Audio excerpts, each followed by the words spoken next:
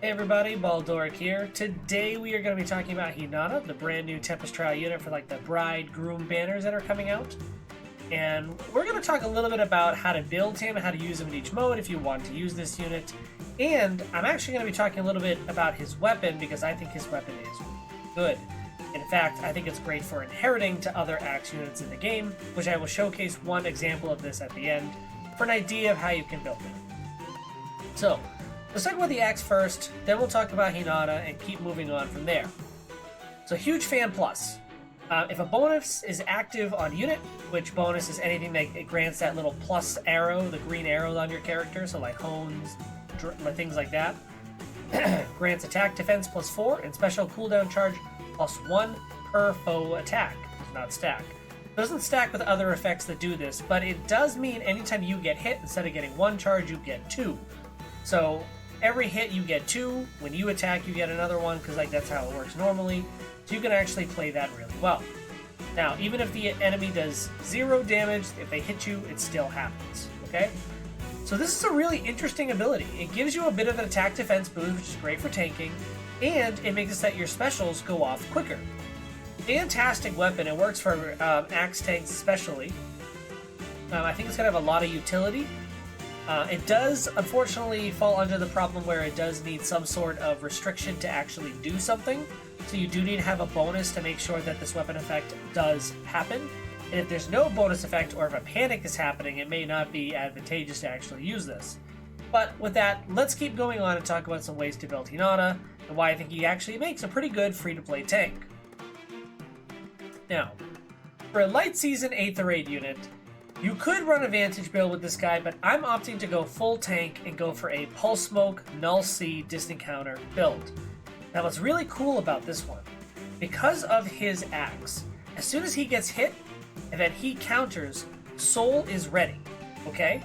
So he is ready on the second encounter that he's going to have, as long as, presuming he survives the first, which hopefully with your buffs and things like that he will. He gets a big chunk of HP back by using Soul, okay? So, I've opted to use Huge Fan with the Res Refine, Light Season because you want Ear's Resistance, and it basically boosts him up to 35 Res before buffs. 46 Defense, with a potential +4 coming from his weapon, means potential 50 defense and 61 attack. Keep that in mind when looking at this unit. Res is 35, which is already a really solid number. So if you wanted to, you could switch Quick Riposte and use something else like Mirror Stance to get him up to a solid like 39 resistance on the enemy phase. Very doable. I chose Quick Riposte here because that means if he is getting attacked, right, Soul will go off. He's going to get those 2 attacks on enemy phase. Pulse Smoke's going to ensure that he is not getting hit with any big specials. So it actually ends up being really good, and Null C is to make sure that Quick Riposte and things like that actually go through. So, really powerful build here. Definitely gives him a lot of sustain. He's got a good amount of attack, decent speed. He's not going to be doubling too much based on his speed, which is why I'm giving him the Quick Riposte. I think this actually works really, really well for him, and he does his job as a green axe tank well. Now for Arena, obviously we want to talk about some max scoring ideas. You could use G dual infantry in the A slot, but generally this is a nice way to build him. So you'd have to choose a season where I would assume you either want attack or res buffs. You could just go straight defense buffs with your legendary hero, depending on what you want to do. But regardless of that, even without those buffs, take a look at his stat spread. Minus the fact that his res and speed are pretty low. He doesn't need a speed stat. The res does hurt a little bit, but with allies it's not bad. He's at 57 attack before his weapon. He's at 46 defense before his weapon. So if the weapon is going off, which already gives him buffs in some way, shape, or form, but even if we don't count those, he's going to be at 61 attack and 50 defense. Really respectable. If he is attacking, you have things like lull attack defense, which is going to make it really easy for him to shred pretty much anything he's going in on. He probably won't be doubling, but he is going to be hitting really hard. If joint hone attack is going off and he's getting his bonus, which hopefully it will because of this, but actually it will because of joint hone attack, he is going to be sitting at, let's see, it's +9, so 66 attack, which is honestly pretty awesome. And if he's attacked on enemy phase, you get Mirror Stance going off, which puts him up to 70. At 70 attack, 34 res, and 51 defense. So, tanking stat-wise, really good. Aether's going to be proccing pretty easy because Huge Fan is going to give you that additional cooldown charge that makes it go up a lot faster. So Aether happens quicker. He can do big hits, and when Aether procs even bigger, I mean, rally attack res, you know why that's there. That's just for scoring, but, you know, you could change that up. Very solid unit. Make sure you give partners that definitely do buff him and cover his weaknesses like res. But very strong as a tank unit. With investment, this unit is really powerful. But we are going to get a free copy of him. Maybe you just want to build that free copy because he's going to be a bonus unit or something to that regard. So a decent budget build for this guy, is something like this. Now, the reason, Huge Fan, again with Soul, we talked about how good that is. Basically, every time you're going to hit your second encounter, most likely, unless something weird is going on, like a Pulse Smoke or something like that, you do have Soul going off, which is really powerful. Fury 3 is pretty much the standard free-to-play option. He's going to get that health back anyways with Soul, and it just gives him a lot of stats. There are other things you could use here in this A slot if you don't want to sacrifice those stats, such as Fierce Stance, Death Blow, something to that regard, depending on what kind of a phase you want to build him to. I would recommend Fierce Stance for this build because you're doing a quick riposte.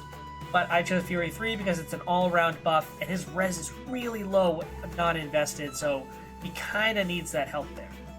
Guard is to make sure that, once again, cooldown charge mitigation, so that he doesn't get hit by any of those specials.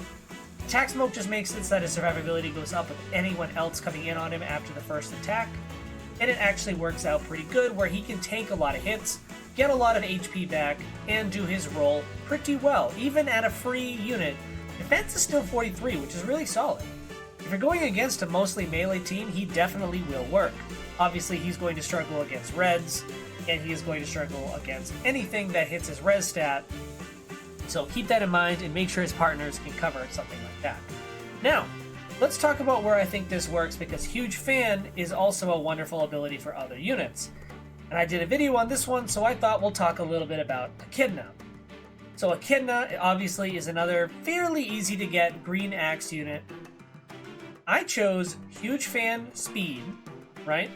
With a Speed IV Echidna, putting her at 47 speed before anything. Now, this is a Gale-Force build. Now, if we take a look at this, let's factor in Joint Hone Speed, which is a +5, so that's going to put her at 52. Swift Sparrow, if she is the one attacking, is going to be putting her at 56 speed, right? And 57 attack. Lull Speed Defense basically ensures that she is going to be doubling and doing more damage. Flashing Blade, whenever your special procs, you're going to be doing that +5 damage. And Gale-Force, so when your special does proc, you get to go again. And with Huge Fan, so you go in, you attack, you get hit, and then you attack again, that's 4 charge already, right? So there are lots of really good ways you can utilize this. If you have a dancer, you go in, dance, go in again, she now has Gale-Force, and then attack the next unit. So, on the correct teams, this can basically be a sweep.